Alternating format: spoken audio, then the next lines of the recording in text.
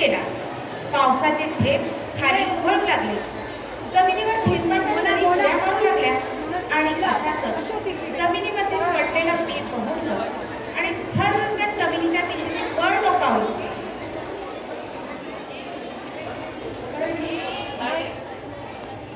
एवढासा कोंब हळूच येईवर, एवढासा कोंब हळूच येईवर, सूर्य म्हणे त्याला माझा हात धर.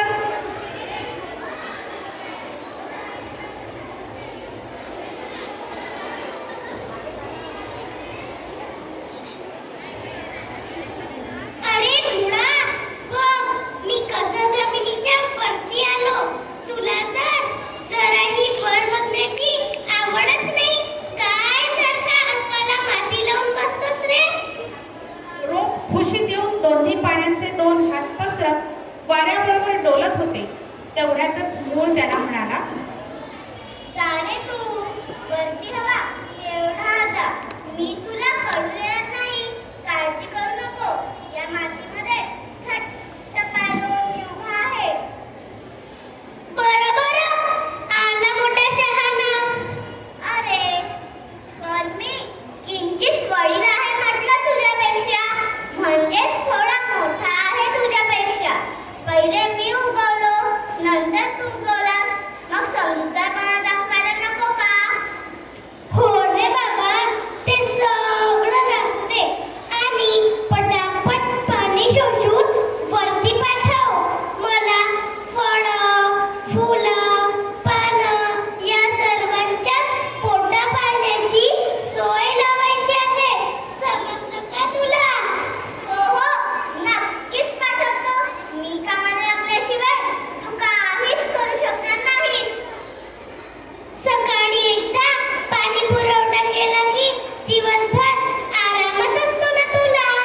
सूर्यदेवाच्या उपस्थितीचा फायदा घेत पानातील हरितद्रव्य, तू पाठवलेलं पाणी, कार्बन डायऑक्साईड शोषून घेतो. संपूर्ण रोपाच्या पोटपूजेची व्यवस्था करतो. या सर्व प्रक्रियेतून माणसांसाठी प्राणवायू हवेत सोडावा लागतो. शिवाय फांद्या, पानं, फुलं यांचा पसारा केवढा, तो सुद्धा सावरावा लागतो. हा वाऱ्यासारखा बागडतच असतो ना. आपल्या कामाचा भाव करण्याची तुझी तशी जुनीच खोड. हो ना? अरे पण आजकाल इतकं प्लास्टिक मातीत मिसळलेलं असतं की वाट काढत पाणी शोधावं लागतं. कधी कधी तर त्या प्लास्टिकच्या अडथळ्यामुळे आम्हा मुळापर्यंत पाणी येत नाही. पाण्याचा शोधाशोध करून थकवा येतो. त्यामुळे काही झाडं तर मानाखाली टाकून देतात. आम्ही उघडे पडतो. त्यातून तुम्हा सर्वांची जबाबदारी असतेच. आमची सोड मुळं, तंतुमुळं सदैव कार्यरत असतात. आम्ही मातीशी नेहमी प्रामाणिक राहतो. एखादे वडाच्या पारंब्यासारखे मुळं वरती आलेले असतात, पण त्यांचंही लक्ष जमिनीवर वंश विस्तार करण्याकडेच असतं. एवढंच ना? अरे आम्ही तर 6 ऋतूंचे सोहळे अनुभवतो. वसंत ऋतू आला की कोवळ्या पालवीनं मोहरतो.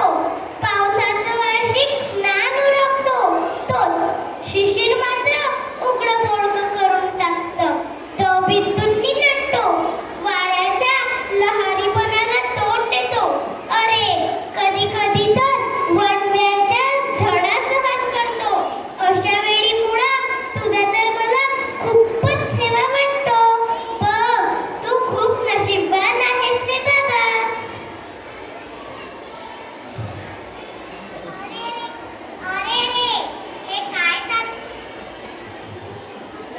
अरे रे, हे काय चाललंय तुमच्या दोघांचं?